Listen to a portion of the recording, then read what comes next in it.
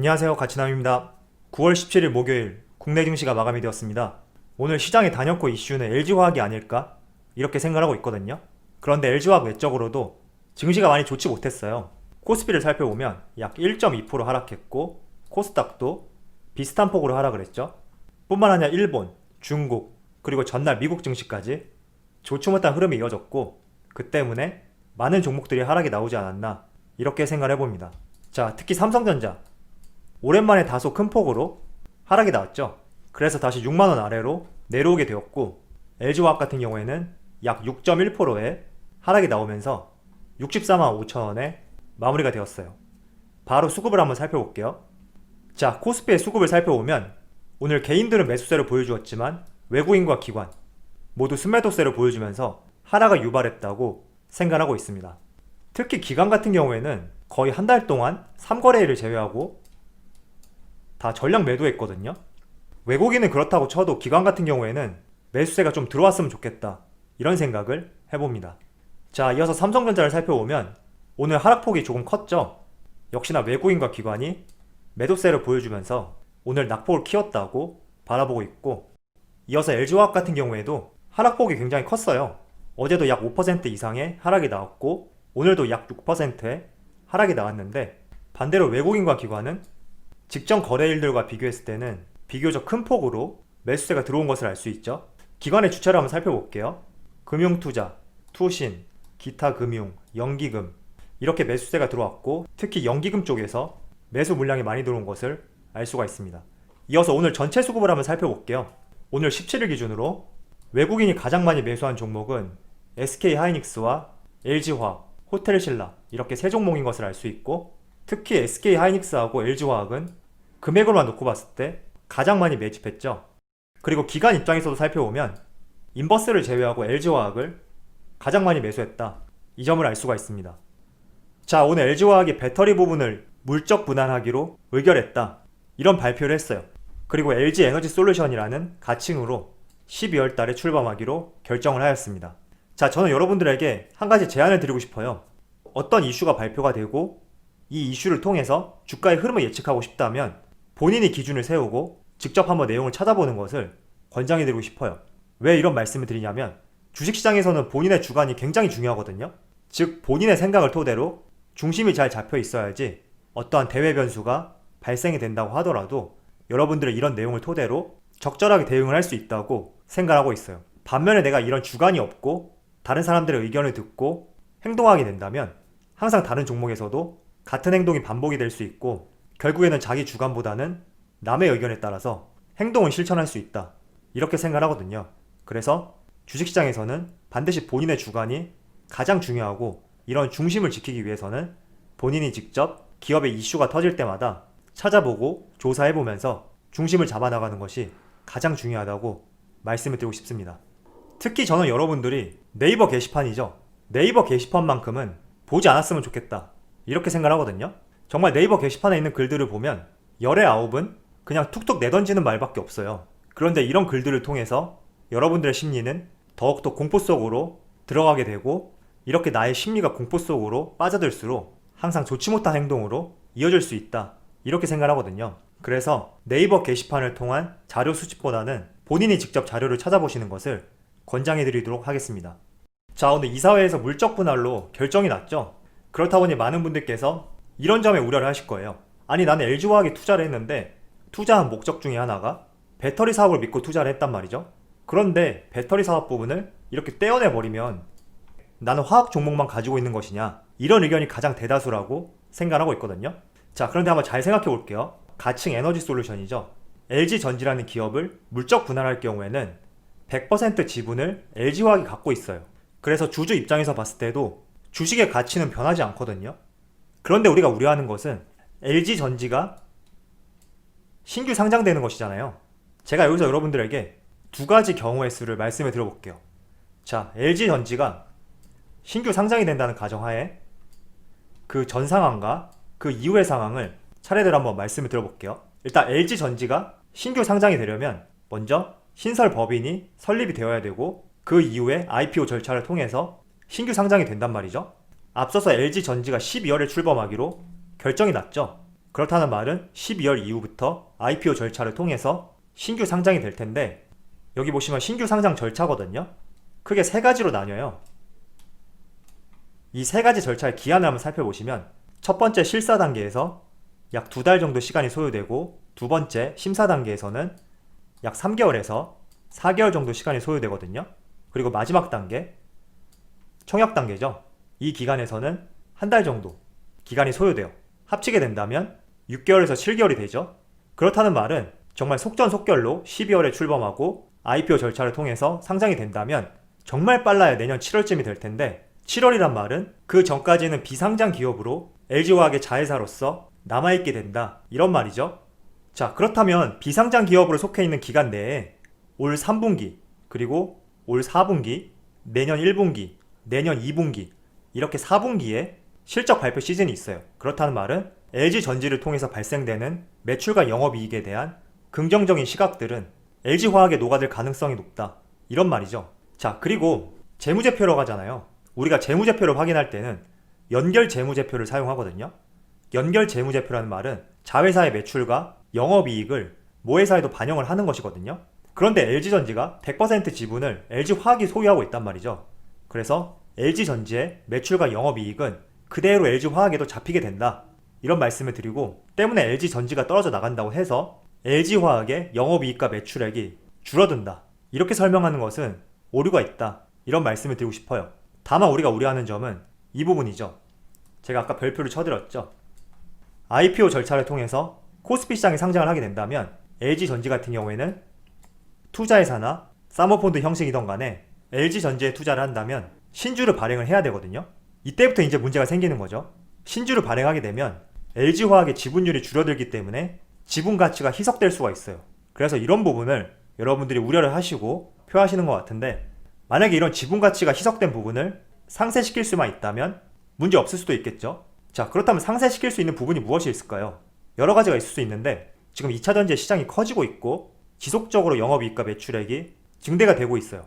지분 가치가 희석이 된다고 하더라도 향후에 LG전지의 매출액과 영업이익이 꾸준히 늘어나고 주가도 상승하게 된다면 모회사죠.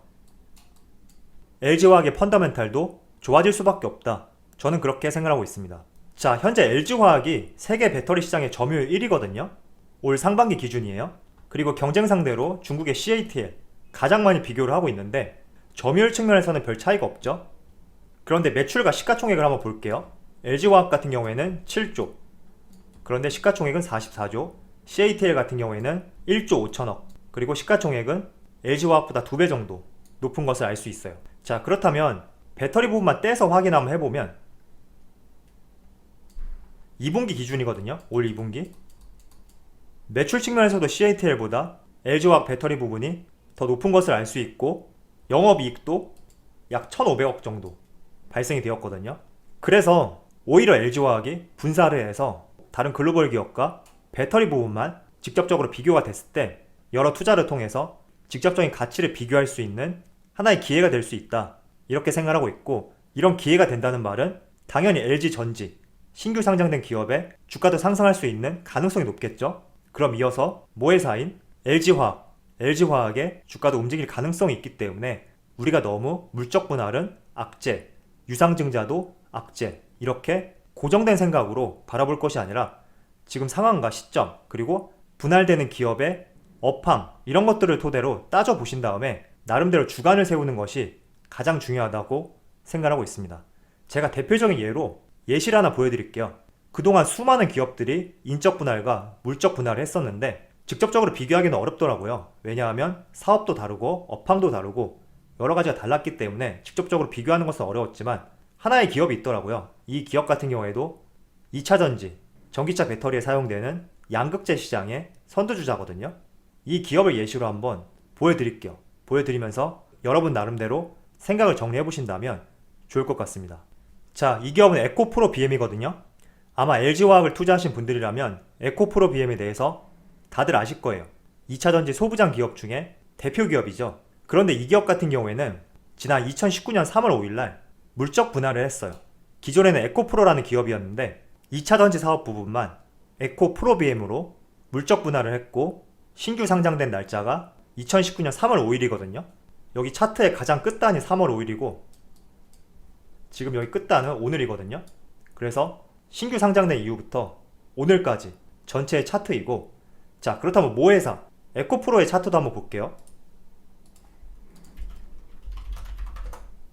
에코프로, 조금 전에 보여드렸던 에코프로 BM 차트와 굉장히 비슷하지 않나요? 다시 한번 에코프로 BM을 보여드릴게요. 지금 차트는 에코프로 BM, 다시 에코프로. 비슷하지 않나요? 자, 그렇다면 사업의 내용을 한번 살펴볼게요. 에코프로 BM의 모회사죠. 에코프로 같은 경우에는 환경사업과 전지재료 사업을 하고 있거든요. 그런데 전지재료 사업은 물적 분할을 통해서 에코프로 BM, 자회사죠. 자회사의 매출로 잡혀있고, 실질적으로 에코프로가 하는 사업은 환경사업이다, 이렇게 볼 수가 있어요. 어떻게 본다면 환경사업 같은 경우에는 시장의 대표 산업으로는 보기에는 조금 무리가 있죠. 그런데도 전지재료 사업, 이쪽 부분에 시장성이 크고 나날이 성장성도 이어지고 있단 말이에요. 자, 그래서 제가 드리고 싶은 말씀은 지금 분리되는 사업 같은 경우에는 전 세계 시장에서 각광받는 시장 중에 하나인 2차전지 부분이란 말이죠. 이런 2차전지 부분은 아무리 IPO 절차를 통해서 신규 상장이 된다고 하더라도 그 부분을 희석하고도 남을 수 있는 시장성이 있다, 저는 그렇게 생각하고 있고, 이런 시장성을 토대로 매출액과 영업이익이 증대된다면 반드시 LG화학에게도 긍정적인 부분을 작용할 것이다, 이렇게 생각하고 있습니다. 자, 사실 2차전지가 주목받던 시점은 올해부터거든요. 원래는 2018년에도 잠시 주목을 받았었는데 본격적으로 주목을 받기 시작한 것은 이번 코로나 사태 이후다, 이렇게 생각하고 있어요. 그래서 이 시점에 맞춰서 LG화학도 전지사업 부분이 흑자로 턴어라운드 되었고, 그 기조에 맞춰서 사업 부분을 떼어내고 있다, 이렇게 보고 있는데, 이런 측면에서 봤을 때 에코프로 BM의 주가가 상승할 때 에코프로도 같이 올라가고 있단 말이죠.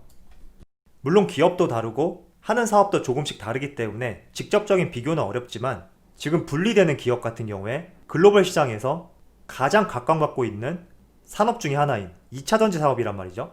그렇다는 말은 앞으로도 성장 가능성이 굉장히 크고 무궁무진하다, 이렇게 보고 있고, 이렇게 성장성이 있다는 말은 아무리 신규 상장을 통해서 지분 가치가 희석이 된다고 하더라도 충분히 희석된 지분을 뛰어넘을 수 있는 가능성이 있다, 이런 관점에서 바라봐 주시고 여러분 나름대로도 생각을 정리해 보신다면 좋을 것 같습니다. 자, 제가 지금 촬영하는 시점이 오후 2시 44분이에요. 아직 장 종료되기 직전이라서 얼마에 마감될지는 모르겠지만, 저는 어제와 오늘 LG화학에 이렇게 큰 낙폭이 발생된 이유는 투자 심리 위축이다, 이렇게 생각하거든요. 다음 주에 테슬라의 배터리 대회도 있고, 지금 주가가 올라올 만큼 올라온 자리라고 생각하시는 분들도 계시고, 주가가 비교적 고점 박스권에서 횡보하고 있던 시점, 이런 시점에서 어제 장 막판에 물적 분할 공시가 나왔고 주가가 크게 급락하였기 때문에 이 부분에 동요되어서 많은 분들이 매도하지 않았나, 이런 생각을 하고 있습니다. 자, 그런데 또 한 가지 말씀을 드려볼게요. 물적 분할 공시 같은 경우에는 작년 말부터 나왔던 이야기 중에 하나예요. 그리고 올해도 나왔었고 가장 최근이죠. 2주 전에도 한번 발표가 되었어요. 그래서 지금 LG화학이 현재 약 6%의 하락을 보이고 있는데, 정말 100% 이 부분 때문에 낙폭이 크게 나온 것인지 한번 생각을 해보시고, 또 오늘 같은 시장에서는 코스피 시장이 전체적으로 좋지 못했거든요. 이런 부분까지 다 어우러져서 오늘 낙폭이 좀 크게 나오지 않나, 이렇게 생각하고 있습니다. 일단 제 결론은 이거예요. 여러분들이 어떤 종목을 투자할 때는 여러 사람의 의견을 듣고 직접적으로 자료도 찾아보고 주간을 세우는 것이 가장 중요하고, 이렇게 주간을 세워야지 어떤 대외 변수가 터지더라도 여러분들이 스스로 결정을 할 수 있다, 이렇게 생각하고 있습니다. 그리고 LG화학 측면에서만 말씀을 드려보면 신규 상장 전후로 나눠서 한번 판단을 해봐야 될 것 같아요. 신규 상장 전 같은 경우에는 실제로 상장되기까지는 기간이 많이 남아있다, 이렇게 생각하고 있고, 실제로 상장이 되려면 빨라야 내년 7월 하반기죠. 하반기에 상장이 될 텐데, 그동안 실적 발표를 통한 LG화학 배터리 사업 부분의 가치는 LG화학에 녹아들 수 있다, 이렇게 생각하고 있습니다. 또한 신규 상장된 이후에는 지분의 가치가 희석될 수 있기 때문에 충격으로 다가올 수는 있어요. 그렇지만 LG화학에 떼어낸 LG전지 사업 부분, 이 사업 부분 같은 경우에는 글로벌 시장에서 굉장히 주목을 받고 각광을 받고 있는 산업 중에 하나이고, 매년 성장세가 두드러지기 때문에 지분 가치가 희석이 된다고 하더라도 성장성을 토대로 충분히 희석된 지분 가치를 상쇄시킬 수 있다고 생각하고 있습니다. 물론 저와 의견이 다르신 분들도 계실 거예요. 여러분 나름대로 주간을 세워서 판단해 주시면 좋고, 저의 생각은 제가 앞서서 말씀드린 대로 여기까지 정리하도록 하겠습니다. 자, 그럼 오늘 영상 여기서 마치도록 하고요. 주식시장은 멘탈이 정말 중요하다고 생각하고 있거든요. 항상 우리가 주식을 투자할 때는 좋은 종목을 찾으려는 경향이 정말 강한데, 저는 좋은 종목보다도 멘탈, 그리고 본인 스스로를 잘 다스릴 수 있는 이런 기준, 어떻게 본다면 종목 외적으로 더욱 중요시해야 될 부분이 있다, 이런 생각을 하고 있습니다. 여러분들도 항상 어떤 좋지 못한 재료가 터지더라도 스스로 중심을 잘 잡으셨으면 좋겠습니다. 자, 그럼 언제나 여러분들의 성공 투자를 기원하도록 하겠습니다. 감사합니다.